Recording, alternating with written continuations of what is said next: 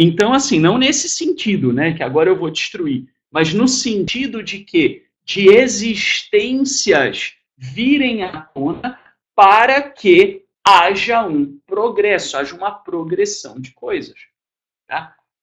A Terra, no começo, ela era desolada e caótica. Mas no começo de quê?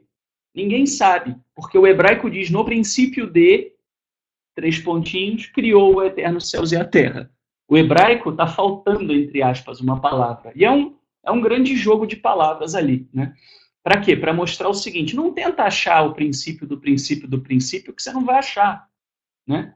Contente-se a entender com entender a sua realidade no presente momento. Tá? E aí, pessoal, a gente consegue olhar para a questão das aflições do justo, né? E do Senhor livrando o justo de suas aflições. E a gente consegue perceber com melhor condição, né, os motivos para isso. Existe um propósito, mas o propósito desse sofrimento, dessa percepção, é que a gente possa tomar cuidado com aquilo que a gente faz. Quem não assistiu, tem uma série muito interessante da HBO, que foi a aposta que eles estavam tentando fazer para substituir o Game of Thrones, né, que vai acabar, uma hora vai acabar, e eles queriam fazer, investiram muito de fazer uma série chamada Westworld. E essa série chamada Westworld, ela é uma série muito interessante.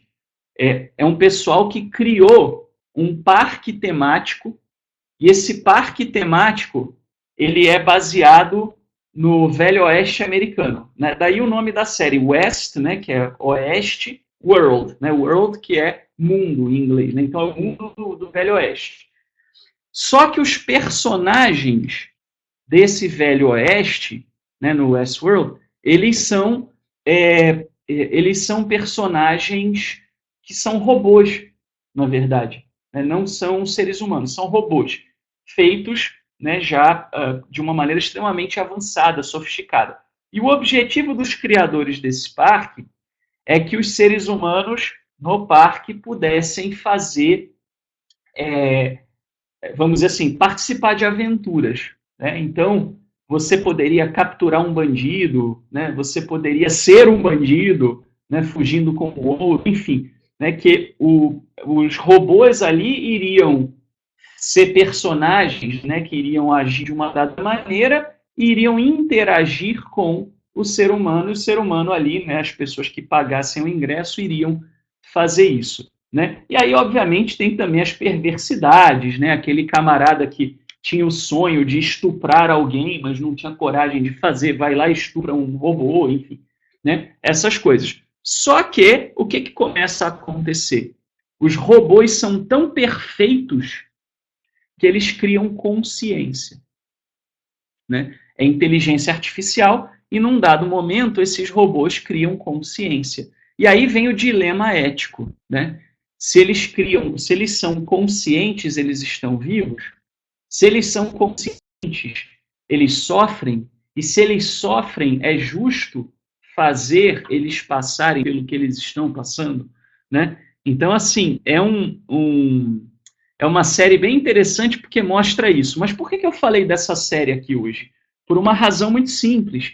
Se você olhar, né, o que essa série está brincando, né, o que ela está dizendo para a gente de uma maneira lúdica, né, que a gente tem que ter cuidado. Aonde que vai parar? Né? Você, hoje, o ser humano tem uma capacidade de manipulação genética muito forte. Você pode usar isso para salvar a vida. Né? Daqui a pouco, imagina, né? Eu sou totalmente a favor, não sou contra. Tá? Eu só acho que tem que ter responsabilidade. Né? Eu acho que o problema é justamente esse. Né? Assim, vamos manipular geneticamente comida para poder resistir às pragas e o ser humano poder ter mais alimento, mais barato, as pessoas poderem comer e resistir mais. Legal? Legal. A ideia é boa? A ideia é boa. O problema é fazer isso sem estudo, como muitas vezes é feito. Ou então, assim, Tem um estudo que mostra, né, que, por exemplo, milho geneticamente modificado causa câncer em ratinho. Tá? O nome da série é Westworld, se chama. Westworld. Tá? Tudo junto. Então, assim, existe né, vamos dizer assim, estudo que mostra isso, né? São os melhores estudos? Não sei, mas isso não é divulgado. Será que não é divulgado por causa de interesse econômico? A Monsanto não quer que saibam que isso é perigoso porque vai interferir no lucro dela? Né? Eu, por exemplo, né, eu até digo para vocês uma coisa. Uma das situações importantes, né, que as leis alimentícias nos ensinam, e muitas vezes as pessoas não percebem, é justamente o quê? É justamente o cuidado na alimentação, né? Até mesmo a saúde. Eu até pergunto, será que se as leis alimentícias fossem dadas hoje, nós seríamos permitidos de comer gordura trans? Será que, né, a gordura é uma gordura que não existe nível seguro de consumo. Tudo que você consome pode entupir suas artérias. Né? Será que, se as leis alimentícias fossem dadas hoje, seria permitido comer alimentos geneticamente modificados sem estudo, né, sem um aprofundamento? Então, são coisas que a Bíblia nos ensina a sermos cuidadosos. Né? A Bíblia nos ensina a tomarmos cuidado, a termos o limite. Da mesma maneira, então, e aí vem toda a questão do porquê que nós temos que nos aproximar do Criador. Né? Nós não podemos nos desenvolver só tecnologicamente, só biologicamente. Nós temos que nos desenvolver também eticamente, moralmente, espiritualmente. Né? É isso que o Eterno espera de nós. Se nós não formos pessoas corretas, íntegras, amorosas, construtivas, porque eu vou dizer uma coisa para você. As piores pessoas que eu conheci na minha vida estavam dentro de religião, e boa parte delas eram líderes. Pessoas tóxicas, destrutivas, só passam o tempo inteiro batendo no próprio peito e falando mal dos outros. Né? Falando do quanto o outro é safado, sem vergonha, porque pensa diferente, né? Que é um absurdo, que isso, que aquilo, para quê? Para manipular as massas. Agora eu pergunto, né, se você vai ter como um mentor espiritual, uma pessoa assim, que tipo de pessoa, de líder você vai ser no momento em que você, por exemplo, for chamado para o Eterno para algo grandioso no universo? Você vai ser um tirano? Você vai ser uma pessoa que vai manipular as massas a seu favor? Você vai ser uma pessoa que vai causar destruição? Olha o quanto a humanidade está tendo que evoluir para aprender que não pode destruir o planeta. Quando o meu pai, na época da construção de Itaipu, né, o meu pai foi para lá como engenheiro. A empresa do meu avô foi uma das contratadas, é uma pequena empresa até hoje, né, mas na época Itaipu, para construir uma obra tão grande que eles contrataram um monte, né, depois vou pagar. Como toda esculhambação brasileira, né? Mas assim, na época que foi construído, né? O que acontece, né? Na época que foi construído, eles tinham que fazer uma rodovia, uma coisa assim, iam passar por uma montanha e chamaram um geólogo americano para participar. E o geólogo olhou para aquilo e falou: mas vocês já fizeram estudo do impacto ambiental dessa rodovia? E eles olharam assim, né, para ele, como se ele fosse um alienígena. O que esse ser está falando? Impacto ambiental? Que raios é isso? Na década de 60, 70. Tá? É 70 já. Na década de 70. Nós estamos falando de 40 para 50 anos atrás. É muito pouco tempo em termos de humanidade. A civilização humana tem quantos anos? 20 mil anos? Né? Assim, Imagina que só nos últimos 40 o ser humano no Brasil entendeu que tem que fazer estudo de impacto ambiental. E até hoje, você tem gente na internet que compra, né, o peixe das empreiteiras, que falam que, né, não vai gerar emprego, não sei o quê, o agronegócio, e falam, não, o ecoterrorismo, os ecochatos, né? Meu, planeta só tem um, depois que destruir, acabou, né? E aí? Vai fazer o quê? Vai sentar e chorar? Né? Então, o que acontece? O ser humano ainda está atingindo esse, tá? Agora, se você olhar para a humanidade, pessoal, por incrível que pareça, a humanidade ainda é horrível, tá? Mas só tem a impressão de que a humanidade está piorando quem nunca estudou história. Vai estudar o que era o Império Romano, o que era você ser lançado no Coliseu, né, para ser devorado por leões, e eles venderem ingresso, e as pessoas comprarem ingresso. Você consegue hoje imaginar as pessoas venderem ingresso, né, no estádio do Morumbi, ou no Maracanã, ou no Itaquerão, né, para ver pessoas sendo dilaceradas por leões? Era comum. Tá? Inclusive, há uma passagem na Bíblia que fala que a gente não deve dizer que as coisas estão piorando. Tá? O Brasil, pessoal, né, está passando por uma crise, é verdade, mas a gente não tem que olhar para a história do Brasil só os últimos 10 anos, 20 anos. Né? A gente tem que olhar o todo. E a humanidade evoluiu. Agora, também tem uma outra coisa que está acontecendo. Hoje, você fica sabendo, né? Eu vou até dizer uma coisa um pouco polêmica, né? Mas assim, é muito fácil chegar e falar que estava tudo maravilhoso 50 anos atrás, as pessoas viviam num mundo isolado. Você não ficava sabendo das coisas, né? Jornal mostrava o que a imprensa queria mostrar, e se não fosse interessante para a imprensa mostrar, você não ficava sabendo o que tinha acontecido. Hoje, você tem maneiras das pessoas denunciarem, fazerem, né, chegar a informação que não existia antes. Né? Então, é muito, muito, muito, vamos dizer assim, né? Hoje a gente está muito assustado, porque está tudo fora do armário. A família brasileira está em decadência. Pessoal, vou dizer uma coisa para vocês, eu sou psiquiatra, a família brasileira sempre foi horrível. Sabe por quê? Porque eu tenho paciente de 30, de 40 anos, então que não cresceu agora, cresceu lá atrás, quando todo mundo dizia que era bom. Tá? E o que tem de alcoolismo, estupro que as pessoas passavam a mão, gente com mais de uma família, tá? Espancado, criança sendo espancada direto, violência. Vocês não fazem ideia do que é. E a maioria das famílias. Né? Então, assim, né, a coisa não é que ela está piorando, ela está mais exposta.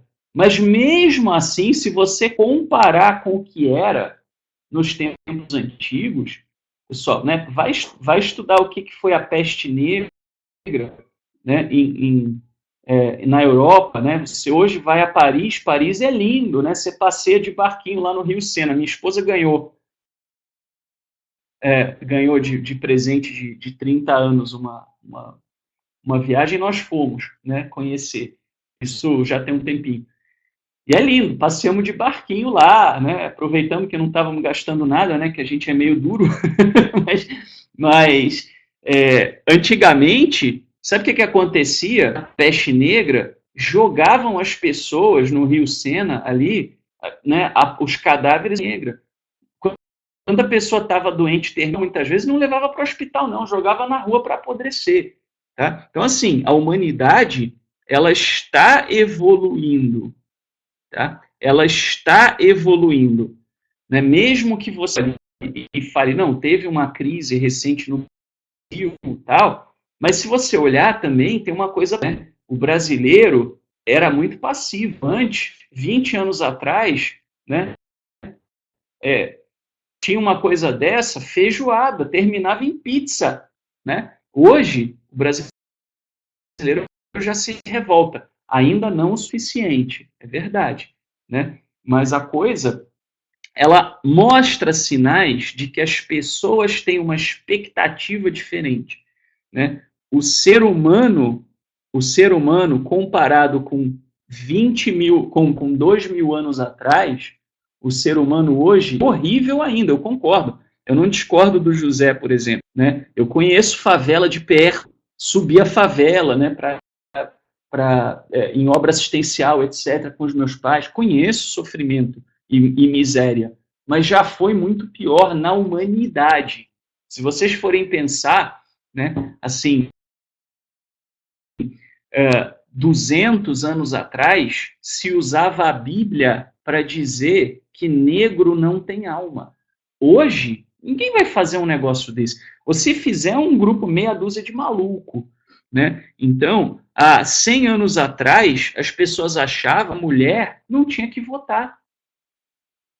Não tinha que votar. No lugar de mulher não era votando, né? Então, assim, se você olhar para a humanidade, ela, né, vai viver no tempo bíblico. Leia o livro de Juízes para você ver o que era, né, de você pegar, dos israelitas pegarem e picarem, né, uma mulher em pedacinhos e mandar o braço da mulher para as tribos de Israel para poderem vir fazer guerra contra alguém, né? Assim, era uma coisa terrível, né? Hoje você debocha de sotaque diferente. Antigamente, nos tempos bíblicos, sotaque diferente matava. Tem história disso. Leia a história sobre Shibolete, né? E Sibolete, né, na Bíblia, tá? Então, pessoal, assim, as coisas, a humanidade progride a passo de formiga, mas progride,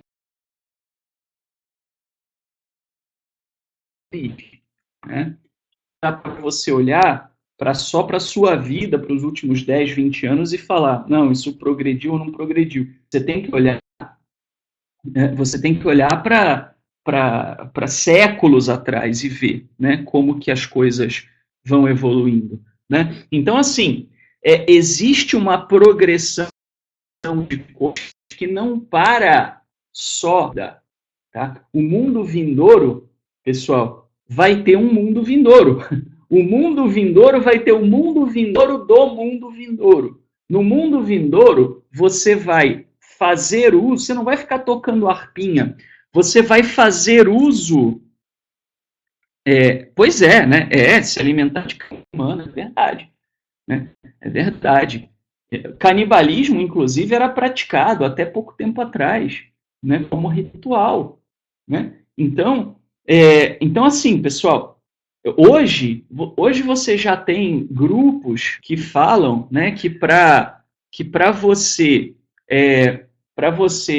comer um animal, você tem que matá-lo de maneira humanitária. Quando a Bíblia falou isso lá atrás, era assim, ninguém nem pensava num negócio desse, né? Foi um grande avanço, né? Assim, na época, tá? Então, hoje já se fala disso, né? De registro, já tem selo para você saber que a carne no seu supermercado é abate humanitário, né? Então, tem corrupção? Tem, mas eu digo assim, a humanidade já tem expectativas diferentes, né? Hoje, já existem grupos falando, questionando se a gente deveria comer animal. Se não você matar, né, você comer um animal. Eu sei que eu não tenho condição de ser vegetariano porque eu gosto muito de um bife. Né? Mas, assim, quando a gente olha para o ideal do Éden, né, para o que era, e o Éden como um ideal, né, como vamos dizer, uma meta do Criador, você percebe o quê? Como é que era o Éden? Não era o ser humano comendo carne. Quer dizer, o que o Criador está dizendo? Né? Que ele tem uma expectativa de que um dia a gente supere isso. A gente supere o consumo de carne. Né? Eu não acredito, volto a dizer, que eu vou conseguir fazer isso. Né? E não acho que você tem que se sentir culpado, tá? Se você come carne, não se trata disso. Eu como, aliás, tá? Mas, assim, um dia a gente provavelmente o Criador vai ter a expectativa de que a gente haja diferente, né? Um dia a gente vai chegar lá, né? não precisa também se achar que você tem que chegar lá em 24 horas, tá? Literalmente, né? Mas a gente está numa progressão, tá? Então, assim, pessoal, o Criador tem objetivos para nós de nós exercermos funções extraordinárias, tá? De nós conquistarmos as galáxias como o humano deseja conquistar. Isso não está em nós por acaso, mas para isso tem que evoluir eticamente, tá? E vou dizer uma coisa para você, né? Vou dizer uma coisa para você. Assim, as religiões mentiram para você com relação a uma coisa. Qual é a coisa que as religiões mentiram? Vão me chamar de herege, mas eu não estou nem aí. Sabe por que eu não estou nem aí? Porque eu fui num presídio uma vez visitar um amigo que havia sido indevidamente preso. Indevidamente, mas depois soltaram, reconheceram que ele não tinha que ter sido preso. Mas até lá, né? Até que provar que focinho de porco não era tomada, né? Ele estava preso, né? Para mim foi uma angústia danada. Eu falei, caramba, né? Vou lá, vou ter que ir lá, né? Porque é um amigo, né? Não tinha como não ir. E aí você chega lá, dá até medo, né? Porque o que te separa do preso, depois que você entra, é que o seu nome está na lista. Se perder o seu RG ali, você não sai nunca mais. Né? E o que acontecia? O que acontecia, pessoal? É verdade o que o Igor está falando, né? A questão da mídia, né? A mídia, ela divulga o que ela quer, mas hoje a gente consegue, né? Já está começando a conseguir ter outras fontes, né? Para além da mídia. Mas, voltando então ao que eu estava falando, quando eu fui lá no presídio, pessoal, né? O que aconteceu? Eu vi lá, tinha gente lá, tinha mãe lá, que você pergunta, a mãe ia lá, né? E você chegava e falava, mas por que você está aqui? Não, porque meu filho está preso. Quem é o seu filho? É o fulano, né? Aí você olha e fala, mas seu filho é um traficante de droga. Sabe o que a mãe respondia? Ele pode ser um traficante de droga, mas ele é meu filho. Mãe vai ao presídio visitar filho traficante de droga. É ou não é, mulheres?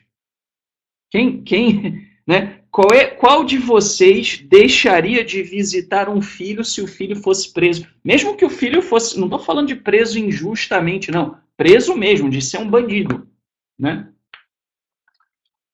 Eu até brinquei com a Vânia ontem, né? Então, imagina chegar... Não, Lízia, não estava no plano do Eterno o ser humano comer carne, não. Se você ler lá Gênesis, está escrito. Né? Foi uma concessão do Eterno. Tá? Como num dado momento, o Eterno concedeu que o ser humano fosse polígamo. Por quê? Porque o homem se matava pra caramba, não tinha homem suficiente para a quantidade de mulher que tinha, era uma sociedade terrível, machista, etc. E as mulheres que não eram casadas passavam fome. Então, a poligamia era necessária para aquela sociedade e o Eterno foi paciente. Mas ele tolerou. Se você olhar para o Éden não tem poligamia, não foi Adão, Eva, Maria, Priscila, né, etc. Foi um homem para cada mulher. Biologicamente é assim, nasce um homem, né, em média, estatisticamente falando. Né? Então, assim, se a gente olhar o Éden, o homem foi criado para ser vegetariano. Tá? Depois, né, há uma permissão, o Eterno concede, permite, mas exige ainda assim que o homem, já que é para comer, então tente ser o menos cruel possível. Né? Esse é o propósito até um dos principais propósitos, não todos, mas um dos principais propósitos das leis alimentícias. Né? Não seja cruel, um dos propósitos. Mas então, assim, voltando à questão do filho, né? Imagina o seguinte, Patrícia, se você chegar, né, você chegaria para o Leonardo um dia e falaria assim, Leonardo, está tudo terminado entre nós, acabou o amor.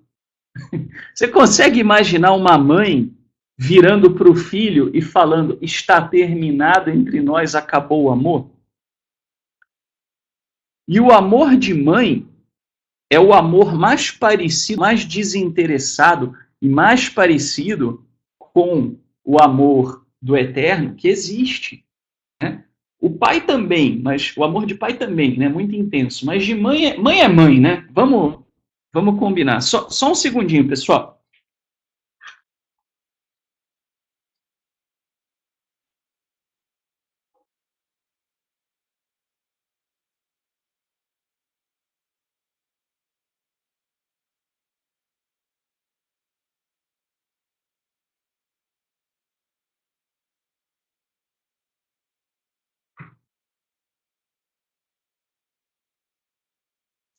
Desculpem. Desculpem. Então, assim, pessoal, mãe é mãe, né? A mãe nunca vai deixar o filho, né? Pai também, né? Pai também, é verdade, Manuel, né? Tem muito pai que jamais deixaria de visitar o filho no presídio, mesmo que o filho fosse um horror, né? Então, assim, pessoal, só que às vezes, para as pessoas que estão num estágio muito infantil, você precisa falar coisa de uma dada maneira. Por exemplo, como é que você fala para o seu filho? Como é que você fala para o seu filho pequeno, de 3 anos de idade, que ele tem que comer salada? Né? Você vira para ele e você fala assim: meu filho, você precisa comer salada, porque a salada contém antioxidantes. E esses antioxidantes são necessários para a saúde do seu corpo. A salada também tem fibra que vai ajudar você no seu processo digestivo. É assim que você fala com o filho? De 3 anos? Você não vai falar isso. Você vai falar o quê? Você vai falar o seguinte: moleque, você vai comer a salada, senão você vai apanhar. É ou não é? Né? Ou então, você quer comer pudim? Então você vai comer salada. Não vai comer salada, então você não vai comer pudim. Tá? Então, assim, quando a criança ela é pequena, você tem que falar de uma maneira que a criança entenda.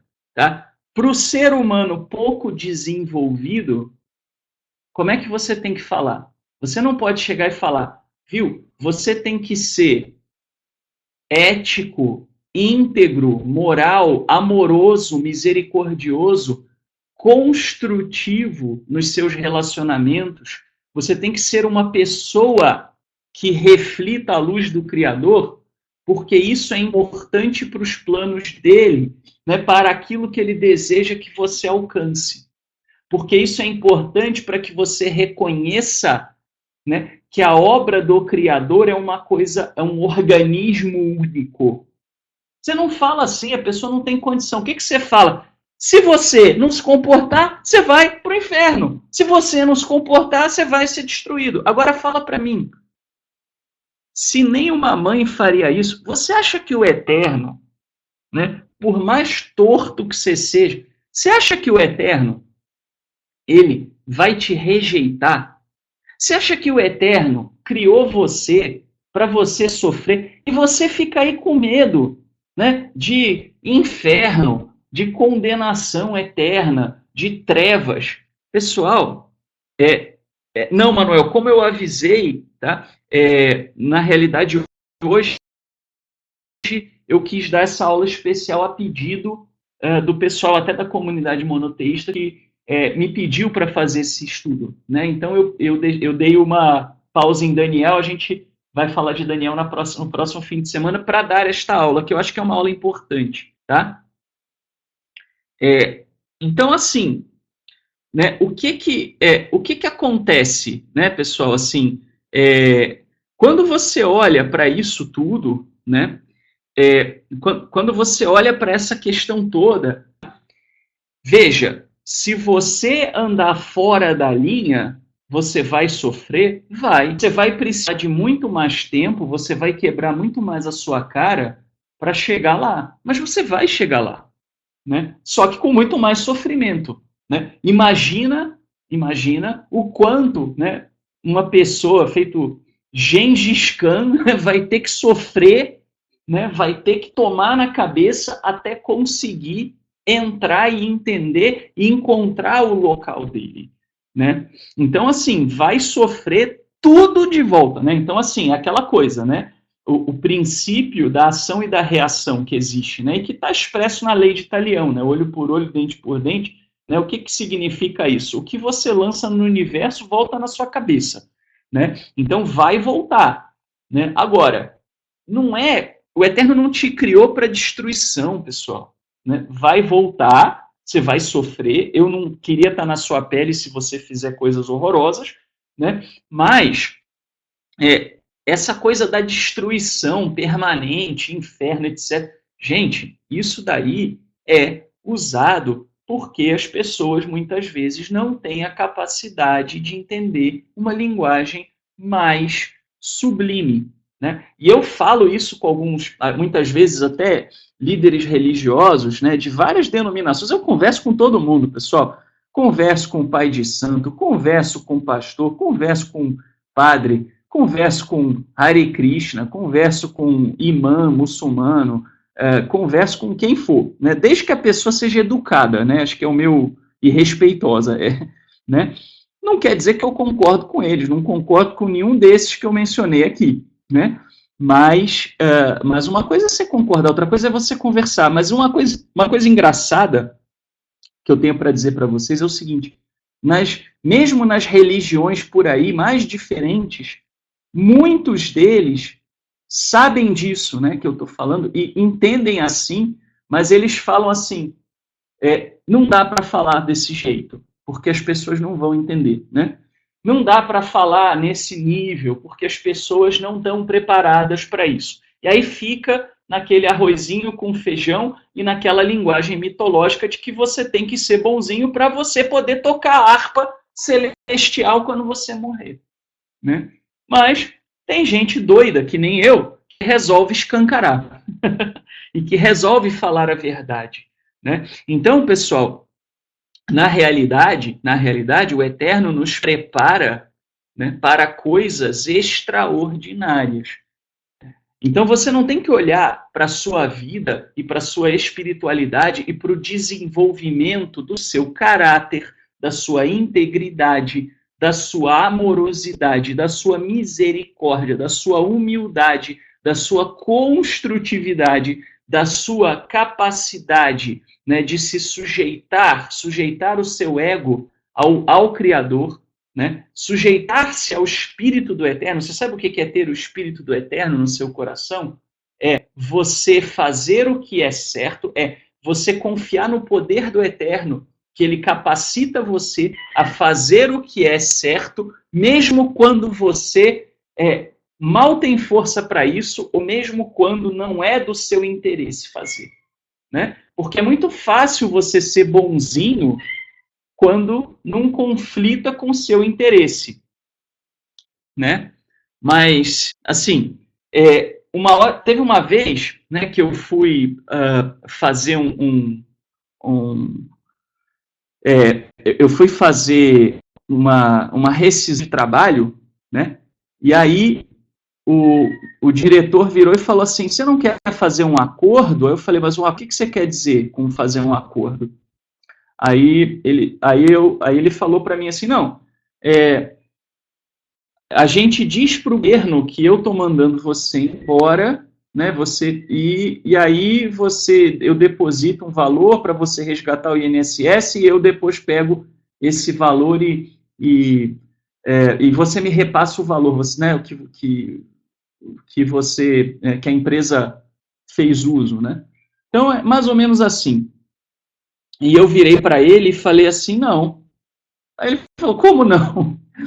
Você vai entrar na justiça? Não, vai entrar na justiça, não. Eu estou pedindo demissão. Mas você não quer mesmo fazer o acordo? Eu falei: não, eu não vou mentir. Eu não vou dizer, não vou dar um testemunho de que eu estou fazendo uma coisa que eu não estou, por causa de quê? De R$1.000? O meu caráter não vale R$1.000. Né? Então, isso é você ter caráter, né? Não é só quando te interessa, é você ser íntegro, correto, quando não te interessa. Não estou dizendo que eu não dou minhas pisadas de bola, tá, pessoal? Todos nós damos, né? Mas é apenas para ilustrar um exemplo. Agora, você chegar e falar, eu não vou mentir, quando você mentir ou não mentir, não tem a menor diferença para você, né? Isso não é nada. Isso não é nada. Né? Eu vi um vídeo uma vez, eu fui às lágrimas, aliás, eu já vi vários vídeos assim, né, de pessoas de rua, indigentes, recebendo dinheiro, recebendo comida e dividindo a comida deles com outros. Né? Eu uma vez fui numa obra, né, fazermos uma doação ali no viaduto do Glicério, né? Crianças ali que passam por necessidade, filhos de usuário de crack, né? E aí a pessoa chega, né? Você chega lá, você vai distribuir, e a criancinha olhando para outra criança e falando assim, você não ganhou bala? Tá aqui, ó, eu divido a minha com você. Desse jeito, né? Assim, é de você chorar dentro, né? Porque você não pode chorar por fora, porque naquele momento ali você está, né, você tá lá para ajudar, você não está lá para, né, causar sofrimento. Então, mas assim, isso, pessoal, é transformação interior, né? Isso é você lutar contra, né, o seu Satã, né, o seu adversário. A luta com o diabo, ela existe, mas o diabo não está fora. Né? Você está dizendo que eu estou possuído? Não, não estou dizendo que você está possuído. Eu estou dizendo que a metáfora bíblica para o diabo, conforme diz, sabe, os judeus há milênios, tá? É a nossa inclinação ao mal. Né? Não é à toa, pessoal, as pessoas que mais vivem tentando exorcizar aqui e ali são as piores pessoas que eu já conheci, sabe? Porque está cheio de maldade dentro e a pessoa fica projetando no outro. Né? Já viu isso? Pessoa que acha que todo mundo é do diabo é o cara mais caloteiro, safado, sem vergonha, que trai a mulher, que bate no filho, que é fofoqueiro, que é maldoso, etc. Por quê? Porque ele projeta tudo para fora, mas ele não está vendo o que está dentro dele. Ele tem que tratar para dentro, ele não tem que tratar para fora. Né? Então, pessoal, por que eu estou falando isso para vocês? Estou falando isso para vocês pelo seguinte: esse tem que ser o objetivo e o motivo pelo qual você olha para as escrituras. Tá? É legal estudar exegese, é muito legal. Aliás, eu adoro fazer isso. Aliás, eu dou aula disso porque eu gosto. Né? Agora, chega um ponto que você tem que tomar cuidado, né? Quanto você está passando se perguntando quantos anjos cabem sentados na cabeça de um alfinete. Né? Quer dizer, uma coisa absolutamente pouco útil para a sua vida, né, atual. Por isso que eu digo até, pessoal, um dos livros menos lidos e menos estudados, infelizmente, na Bíblia é Provérbios. Provérbios é um livro maravilhoso. E vou dizer mais para uma coisa para vocês. Isso que quem não gostou vai ter que me engolir. Gosto muito mais de Provérbios do que da Torá. Não que a Torá não seja maravilhosa, não tenha base maravilhosa. Né? Tem fundamentos ali preciosos. Né? Mas Provérbios, para o seu dia a dia, é capaz de transformar de fio a pavio, se você estudar com seriedade Provérbios.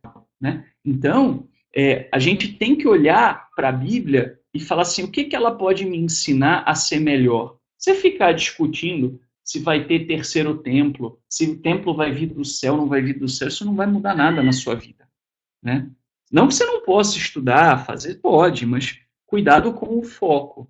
Né? Cuidado com o foco, tá, pessoal? Então é isso. Por isso que eu já não tenho paciência quando eu vejo gente discutindo se Shavuot foi hoje ou é amanhã. Meu, isso é o de menos, né? Isso é o ritualístico, isso é o externo. Né? O que Shavuot está querendo ensinar? O que o Eterno quis ensinar com a festa das semanas? Você já foi atrás para tentar entender? O que ele disse nos profetas que faltava? Era a data certa? Não. O que ele falava que faltava? Misericórdia, amor ao próximo, justiça, né?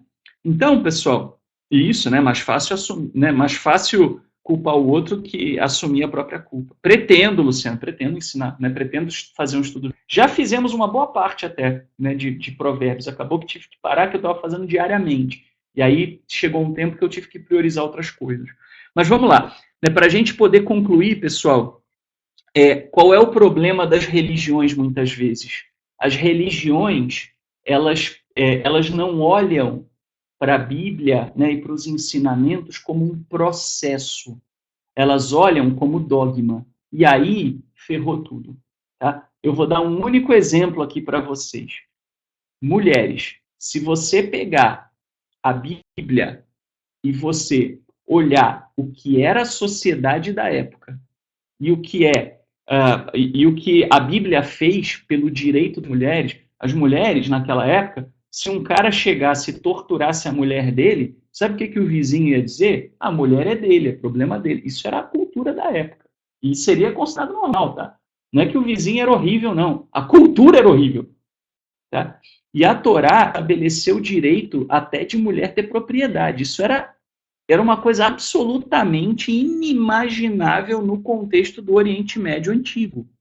Tá? E a Torá fez uma revolução feminista, não feminazi, tá? Não estou falando desse pessoal louco que quer só ficar odiando e falando que o homem tem que cortar o pênis fora, né? Que essas besteiras que tem por aí de internet e adjacências. Estou falando da luta mesmo, né? Pelos direitos das mulheres, né? Pelo direito da mulher de não ser espancada, de ser tratada de uma maneira igualitária, de votar, de coisas desse tipo, né?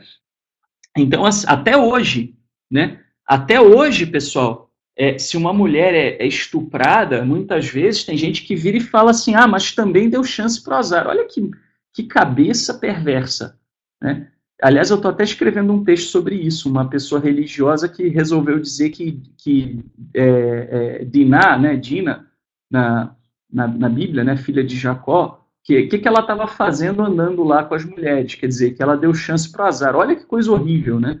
Você dizer, a pessoa é estuprada, ela deu chance para o azar. Né? Mas o que eu estou querendo dizer com tudo isso? A Torá melhorou muito isso. O Pentateuco, quando eu falo Torá, a lei de Moisés, né, a instrução de Moisés, que está lá no Pentateuco, melhorou muito isso. Só que você tem que olhar para o processo. Né? Por quê? O que a religiosidade, né, excessiva, o que as religiões fizeram? Pegaram o Balá e transformaram em dogma. Né? Não olham e falam assim, não, a mulher, naquele tempo, ela não tinha herança nenhuma, mas ela tinha herança se não tinha filho homem, que era para ela não passar penúria. A Torá já estabeleceu um precedente para a mulher ter herança. Né? Aí o camarada olha para a Torá como um dogma. Aí o que acontece? Ele olha para isso e fala assim, não, mulher não tem que ter herança. A herança tem que ir para o filho homem. É o que está escrito. Que se o cara tiver um filho e uma filha, a herança vai para o filho. E a filha que se pique. É isso que está escrito. Né? Mas por que está escrito isso? Né? Não é que está escrito isso porque era o que o Eterno queria. É porque já foi um avanço você dizer que se o cara não tivesse filho, a herança ia para a filha. Isso já foi uma coisa sem precedente. Né? Então você tem que olhar para a Bíblia como uma coisa viva, não como uma coisa fossilizada, cristalizada. Porque aquilo que é estático é morto. O que é a morte? Se não você ficar paradão, né? Ali. Não tem movimento, não tem morte. Né? Então, pessoal, né, olhem para a Bíblia, olhem para as Escrituras como algo vivo, capaz de ensinar a você hoje. Como que a gente poderia olhar e ver isso hoje? Vamos aplicar esse caso das mulheres no Brasil de hoje. Você olha para o Brasil e fala assim, as mulheres hoje, na mesma profissão que os homens, elas ganham o mesmo salário? Não. Em média. No Brasil de hoje, ganham? Sim ou não? Não ganham. Né? Pesquisas indicam que ganham as mulheres ganham em média 30% menos do que os homens exercendo a mesma função. Tá? Os homens ganham mais que as mulheres. Tá? Então, você olha para a Torá e você fala assim, tudo que a Torá fez foi para diminuir a desigualdade com as mulheres. Então, o que nós temos que lutar hoje? Para que a mulher ganhe o mesmo. Isso não é favor que a gente está fazendo.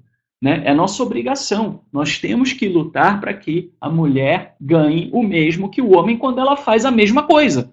Deveria ser óbvio, concorda? Um cara é um operador de telemarketing e a mulher é operadora de telemarketing, eles têm que ganhar igual, eles não têm que ganhar diferente. Porque né? Porque um tem um pênis e uma tem uma vulva. Qual é a diferença que isso faz no trabalho? Está errado. Né? Se a gente olhar para o princípio do Éden, o que é dito? Não é costela. Ali está errada a tradução. Né? A mulher foi tirada do lado do homem. Sabe o que isso significava para a cultura da época? Significava dizer o seguinte: a mulher não foi feita para ser capacho. A mulher é feito lixo, mas isso está errado.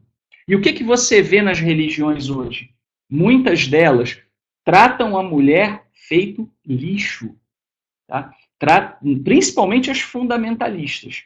Né? Tratam a mulher de maneira inferior. A mulher tem que andar, né, usando manga comprida, tem que usar peruca, véu, burca. Né? Por quê? Porque o cidadão não tem o mínimo de controle, né, do passarinho, né, e aí não pode ver uma mulher que não seja vestida num saco de lixo preto. Então, assim, pessoal, isso é uma coisa que a gente olha, né, e a gente vê que é uma tendência bíblica. Então, a gente tem que lutar em prol disso. Né? Não é fingir que homem e mulher são idênticos. Né? Existe uma diferença biológica. Né? Um homem nunca vai saber ser mãe. Né? Nunca vai saber o que é amamentar. Né? Pelo menos eu acho. Né? Vai saber, né, onde esse doido vai levar, mas eu espero, né, que não vai saber o que é amamentar. Então, há diferenças, né? Uma mulher, ela pode fazer academia o quanto ela quiser, ela nunca vai ter a força física de um homem, que tem a ver até com a densidade óssea. O osso do homem é muito mais denso, muito mais pesado, né? Por isso até o homem é mais forte, em boa parte, né, do que em média, né, do que as mulheres. Por isso que mulher tem mais osteoporose. Né? O corpo da mulher ele é feito de outra maneira. Em compensação, a mulher aguenta a dor de uma maneira que o homem nunca vai aguentar. Né? Então, tem diferenças que são até biológicas, normais. Né? Não estou falando vamos eliminar as diferenças, mas vamos ter equilíbrio. Né? Vamos ter uma equidade, né? Uma proporcionalidade. Não pode ser desproporcional. Né? Olha, Luciano, sinceramente, porque as religiões são primitivas. As religiões pegam cultura lá do Raikyoparta, né, e tentam trazer e tentam dar um ar de espiritualidade e vira uma coisa horrorosa. Você sabe de onde veio a questão das mulheres no judaísmo? Eu vou contar para você de onde vem. No Oriente Médio Antigo, era considerado vergonhoso mulheres, não era só mulher casada, mulheres, tá, andarem com o cabelo descoberto. Era da cultura deles. Da mesma maneira que na nossa cultura, hoje, aqui no Ocidente, a mulher andar com os seios de fora é considerado uma indecência. Nas Índias, na Amazônia, não é. Tá certo? Mas para a gente aqui é considerado, isso é cultural.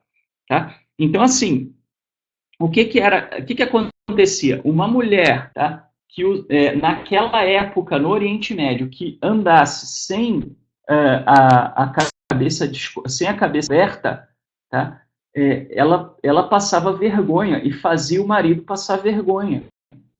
Tá? Então, assim, por exemplo, imagina hoje uma mulher, você andar com a sua esposa, né, a sua esposa chega para você e fala assim: você concorda comigo que a questão de andar com o seio de fora é cultural? Aí você fala: concordo, né? As índias andam.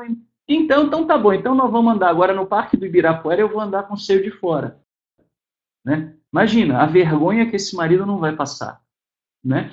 Então, mesmo que ele entenda que é cultural ou que eles não estejam sexualizando a coisa, né, ia humilhar o marido. A gente não está livre da cura. Tá? Então, o que acontecia com relação a isso? Tá? Era dito o seguinte, que se a mulher andasse sem a cabeça coberta, tá? Não era pecado, mas o marido, se ele quisesse se divorciar da mulher, ele não precisava pagar o dote, né, do equivalente ali ao que seria uma taxa de divórcio. Porque naquela cultura ela estava humilhando ele fazendo isso, entendeu? Então, não é um mandamento espiritual, não tem nada que ver com espiritualidade, isso tinha a ver com você não humilhar o marido, tá? E aí, o que fizeram? Transformaram em coisa mística, esotérica, baboserotérica, né? E, não, mulher não pode andar com o cabelo descoberto. Aí, o que resolveram? Fizeram a ideia brilhante. Vamos cortar o cabelo vamos raspar o cabelo da mulher, ou enrolar todo, deixar ele todo desgrenhado e botar uma peruca linda. Né? Aí a mulher, às vezes, tem até cabelo, o cabelo até nem é tão bonito, não é tão bem cuidado, ela põe aquela peruca linda. Né? Parece a Marina Rui Barbosa de escovão. Né? Assim, aí ela fica um bagulho para o marido em casa, que ela tira a peruca e fica linda lá fora. Não faz o menor sentido isso. Isso é fundamentalismo religioso, isso é extremismo, isso é fanatismo. Né? É você fazer as coisas sem pensar, né? Espiritualizando tudo. Tá? Agora, olhando para a questão, por exemplo, por que as mulheres, antigamente, não liam, né, dos rolos sagrados? Tá? Por uma razão muito simples. Normalmente, as mulheres ficavam em casa, né, e não eram dadas muito a estudo, era a cultura deles. Tá? Na época, isso é dito até na lei judaica, né, no Maimônides ele fala isso, se a mulher lesse do rolo sagrado, as pessoas podiam pensar que o marido era analfabeto, por isso que precisava que a mulher lesse. Então, o marido passava vergonha. Então, para o marido não passar vergonha, eles não deixavam que as mulheres lessem, né, fizessem a subida cerimonial para ler, etc., na frente dos demais. Por quê? Porque isso tinha, né, nas sinagogas tem a figura do condutor, do Hazan, por uma razão, né, porque muita gente era analfabeta e não era todo mundo que tinha livro disponível. Então, uma pessoa fazia, né, rezava por todo mundo. Tá? Agora, isso se aplica hoje? Se uma mulher for fazer uma leitura, né, de um livro sagrado, vão pensar que o homem é analfabeto? Lógico que não, o mundo evoluiu. Né? Vão pensar que é uma humilhação para o homem? Lógico que não. Então, o que acontece? Religiosidade vazia. Né? Fanatismo. Isso tem em todas as religiões. Né? Todas. E a gente tem que tomar muito cuidado com isso. Por isso que eu digo, religião não conduz ao Criador. O que conduz ao Criador é um relacionamento, é o seu dia a dia, né, com Ele. Isso é o que pode te conduzir. Religião, no máximo, se você der sorte, não te afasta. Se você der azar, ainda te afasta. Né? Então, pessoal, isso daí, Davi, isso não foi isso daí foi uma maldição, não foi um mandamento. Né? Foi para explicar o quê? Por que isso foi dito, né, para a mulher? O seu desejo será para o marido e ele te dominará. O que está sendo dito? Está sendo dito o seguinte, pessoal, se a mulher hoje é tratada assim, isso é fruto de pecado. Isso é fruto do estado caído do ser humano. Isso não é mandamento para a mulher. Percebe? Tá? Então é para justamente mostrar o contrário do que as religiões muitas vezes acham que está mostrando. É para mostrar que isso está errado. É para mostrar que não era para ser assim. Né? Pessoal, como vocês podem ver, existe toda uma maneira diferente de você pensar a sua vida espiritual, né? E de uma maneira coerente. Inclusive, se você for olhar, não é à toa, né, que isso é semelhante até com outros processos. Por exemplo, você pega biologia, os animais evoluem na biologia, isso é fato. Né? Pega uma bactéria e ela evolui na sua frente. E tentar negar a evolução é ridículo. Né? Por quê? Por que você tem que, muitas vezes, tomar cuidado quando você toma antibiótico? Isso eu vi na minha frente, eu estudei patologia clínica como parte da minha formação no segundo grau, no ensino médio. Tá? O que acontece? Você põe lá uma placa de cultura e você põe lá e você põe um antibióticozinho ali, o que vai acontecer? Forma um clarão, as bactérias morrem, mas uma ou outra sobrevive. Se você mantiver aquilo ali, daqui a pouco aquela que sobreviveu, ela é mais forte, ela se prolifera, e daqui a pouco aquele antibiótico não serve mais. Você tem que usar outro. Então isso acontece a olho nu, né? Famoso caso das mariposas de Manchester, né? Na Inglaterra, as mariposas de lá, a maioria era branca. E aí, por uma anomalia genética, nasceram mariposas negras, mas elas eram a exceção. E elas eram raras por quê? Porque o líquen da árvore, né, que é uma combinação, né, de fungo com bactéria que cresce assim na árvore, né, parece um musgozinho, ele era clarinho. Então, a mariposa branca pousava no líquen e ela ficava escondida, e os predadores não viam. Então, ela sobrevivia. A mariposa preta não podia pousar ali, porque se ela pousasse ali, o predador pegava, via e pegava. Então, tinha muito menos, era muito mais difícil para a mariposa preta sobreviver. Aí, o que aconteceu em Manchester? A Revolução Industrial. As fábricas, né, em Manchester começaram a produzir fumaça. E a fumaça da poluição das fábricas tornou o líquen nas árvores escuro. E aí o que aconteceu? A mariposa branca posava no líquen escuro, o predador via e ia lá e comia. A mariposa preta, ela que antes quase não tinha porque não sobrevivia muito, passou a pousar ali e ficar escondida, né? Esqueci a palavra, camuflada, né? Ali no líquen, tá? E aí as mariposas passaram, né, a ser, a maioria ali passaram a ser mariposas negras. Isso é evolução, seleção natural, né? Então, assim, pessoal, a evolução ela acontece na vida espiritual também. Você vai evoluir. Você está aqui para evoluir. Você está aqui para se tornar melhor, não para se tornar pior. Né? E esse é o seu objetivo. E não é porque você vai se tornar melhor para tocar arpinha no céu. Né? Tem um propósito. Você, né, vai governar sobre a criação no mundo vindouro. Né? E isso vai se repetir com outras experiências que você terá também futuramente. Né? Cada etapa uma experiência, cada experiência um aprendizado e cada aprendizado um desenvolvimento. E isso, pessoal, é maturidade espiritual. E com isso nós concluímos, então, esta singela aula. Espero que tenha ajudado vocês a das duas uma. Ou chegarem à conclusão que eu sou louco mesmo e que, né, melhor é não dar muita bola, né, o médico mandou não contrariar, ou vocês vão provavelmente sair daqui com uma visão de espiritualidade completamente diferente, né? E quem sabe renovada, né? Muito mais coerente, que vai te permitir olhar a Bíblia de uma outra forma, né? Pessoal, semana que vem a gente volta com o Daniel, tá? Não esqueci de Daniel. É que eu acho que esta aula, depois que eu parei para pensar no pedido que foi feito pelo pessoal ontem, né, queriam muito que a aula fosse gravada, né? Então, assim, isso é uma coisa que é importante, né? E lembrando também o seguinte, né, pessoal? A evolução não significa se tornar independente do Criador, tá? Porque a nossa essência evolui, mas a nossa existência é e sempre será nele.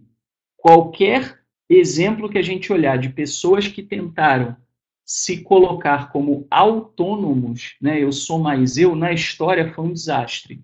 Né, que, aliás, foi até o que levou à queda de Hitler, o que levou à queda de Napoleão, o que levou à queda de Alexandre o Grande e tantos outros. Né? Então, a gente deve ter a nossa autoestima, vamos dizer assim, com a consciência do nosso potencial divino. Você tem um potencial enorme de fazer o bem. Né? Olha o que uma pessoa que foi chamada 4.000 anos atrás, para sair da terra dela com 75 anos, conseguiu fazer em termos de levar ao mundo o conhecimento do Criador. É perfeito? Não é perfeito ainda, mas olha o que ele conseguiu fazer. Então, assim, o seu potencial para fazer o bem é maravilhoso, é incrível, mas você tem que ir lá e fazer, botar a mão na massa. Não ficar, mas eu não sei, não posso, mas eu sou só isso. Não. Você é uma semente da essência divina, né? Agora, só não ache que você consegue sem o Criador, né? Porque isso é arrogância, né? O Eterno, ele é a própria existência, a inteligência por trás que orquestrou o universo. E o universo foi criado com uma inteligência, né? E nós somos imagem e semelhança dessa inteligência. E a inteligência no universo está provada, né? Olha para a sofisticação que é, desde um átomo ali, partículas subatômicas até galáxias, né? Com o nível do detalhe, do detalhe, do detalhe muito bem pensado, né? Então, não deixe de olhar para o eterno. O monoteísmo e a ética, a integridade, a moral, a amorosidade, a misericórdia. Tanta gente precisa de amor, né, de apoio, de construtividade. Tá? Tudo isso é fundamental se você quer chegar onde o Eterno planeja que você chegue. E acredite, chegando lá, vai valer a pena. É como você tem que, às vezes, dizer para o seu filho, né? Estuda porque vai valer a pena. Mete as caras, se esforça, mesmo num emprego simples, porque a experiência que você vai adquirir, quando você ver lá na frente, você vai olhar para trás e falar, valeu a pena. Que o Eterno abençoe a todos vocês. Muito obrigado pela presença nesta manhã.